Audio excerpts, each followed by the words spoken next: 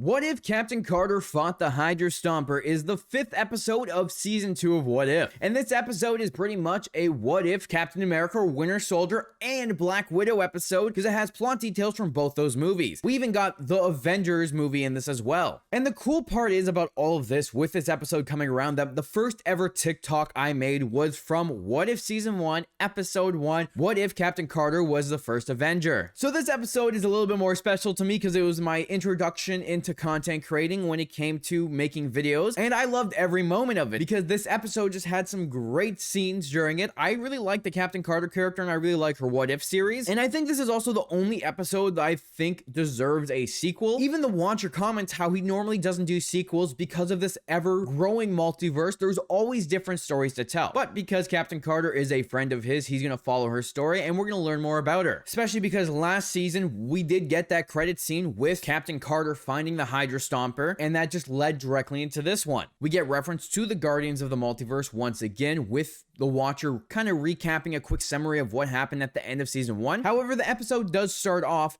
with the events of the Avengers fighting the Chitauri in the Avengers 2012 movie, which instead of the Hulk being part of this team, the Wasp is, and she's wearing a suit that's similar to her Ant-Man and the Wasp costume. However, it's just in red. And this is most likely a reference to the original roster of the Avengers from the comics, where the Wasp and Ant-Man were on the team and had red suits. And the reason this episode's also taking place in the events of the Avengers is because back in season 1, when Peggy Carter went through the portal, it transported her to 2012. Instead of Loki coming through the portal, it was her. However, after those scenes and the Watcher scene, we go to the part where it picks up with the Winter Soldier stuff, because it starts off with Black Widow doing laps. Instead of Steve and Sam doing it like in Captain America Winter Soldier, it's just Natasha, and Peggy pulls up and takes her for the mission, making some of the same jokes that Natasha makes during the Winter Soldier. Instead, Peggy Carter's doing it. When they find the Hydra Stomper, Natasha calls it RoboCop when it attacks them, so that was a cool reference to RoboCop. And that's also when they get confirmation that Steve Rogers is in the suit. And after they go back to Nick Fury, Peggy Carter gets mad at Nick Fury just like how Steve Rogers did, but in Captain America Winter Soldier, Steve was getting mad because Natasha had her own mission that Steve wasn't told about and that put people in jeopardy. Nick Fury just didn't tell Captain Carter about it actually being Steve, even Natasha lying to her because they knew it was him all along. Nat fills her in about the Red Room and how they messed with Steve's mind, which is similar to how Bucky was brainwashed to be the Winter Soldier and was turned into this living weapon, having the Hydra Stomper also be the world's most dangerous killer, just like the Winter Soldier. However, in this universe, I would think the Hydra Stomper is probably more dangerous than the Winter Soldier because it's a giant metal suit with a bunch of artillery on it. As we push forward into the episode, Bucky is now the secretary for S.H.I.E.L.D. instead of Alexander Pierce. And it even starts off with a similar scene to the Winter Soldier while Alexander Pierce is talking to the Security Council. Bucky references punching Nazis and having beers with aliens, referencing Thor because Thor is the alien in the scenario. Plus, it turns out after Captain Carter went through the portal, Steve and Bucky pretty much went around the world and destroyed Hydra,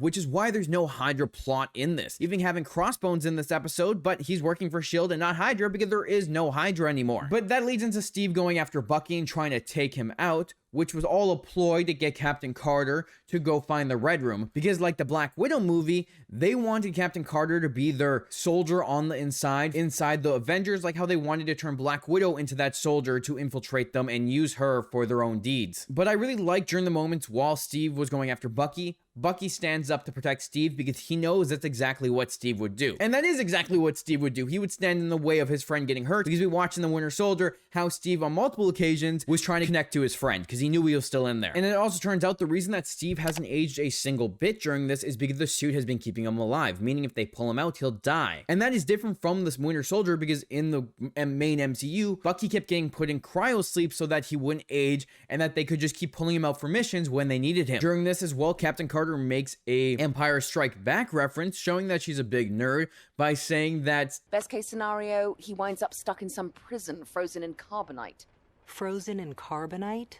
Wow, so that's how you spend your Saturday nights. Steve ends up waking up and talking about how he owes her a date, a reference to the first episode where she goes to the portal, talking about them going on a date, as well as the first Captain America movie before Steve crashes into the ice. It also shows us how good of a hero Steve is, because he could never settle down like Bucky. He was waiting for Peggy to come back. He just kept going mission after mission to take down Hydra because he couldn't settle down. And they were playing the music that we hear while Steve and Peggy were dancing at the end of Endgame. And that's also, again, why there's no Hydra plot. Steve and Bucky just kept taking them out and made sure that Hydra couldn't rise again. When they find that fake American town, all those bots have Widow bites, which is Black Widow's tasers that she uses, and then they find the Red Room floating above them, just showing how, like in the Black Widow movie, the reason they couldn't find the base was because it's always flying above around them. We see the Widows and Melina, just like how we saw in Black Widow, and she references being Natasha's mom, and Natasha references Melina being her mom, again, just like the Black Widow movie. They even comment how there's a Captain Carter musical during these scenes. All my widows have seen your movie.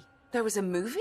It was a musical. And that's a reference to the Rogers musical that we saw in Phase 4. So overall, this plot was, instead of the Hydra taking down S.H.I.E.L.D., it was the Red Room and the Black Widows going after Captain Carter in order to turn her into a Black Widow. And also Peggy Carter trying to connect to Steve in order to break his programming so that she can save the man she loves. Just like how Steve was trying to break Bucky's coding to save his best friend. And in the end, Steve does break his programming and sacrifices himself, a typical Steve Rogers move, by flying into the Red Room base, destroying it, just like on Black Widow they destroyed. And also a sacrifice he made, just like the first Captain America movie where he flies into the ice, he sacrifices himself to save Peggy Carter. Plus, to add to this, when Captain Carter drops her shield, it's like how Steve drops his shield while fighting Bucky in Winter Soldier. And the episode ends with Peggy Carter knowing that Steve's still alive and is going to go look for him, just like at the end of Captain America Winter Soldier, Steve knows Bucky's still alive and going to look for him. So the comparisons between these two episodes were awesome, because even though the events were very different from the first of Captain America Winter Soldier movie, Peggy and Steve had similar moments going to look for the person they love. And I like how they did this. This episode was fantastic. I really liked it, and I love that it had a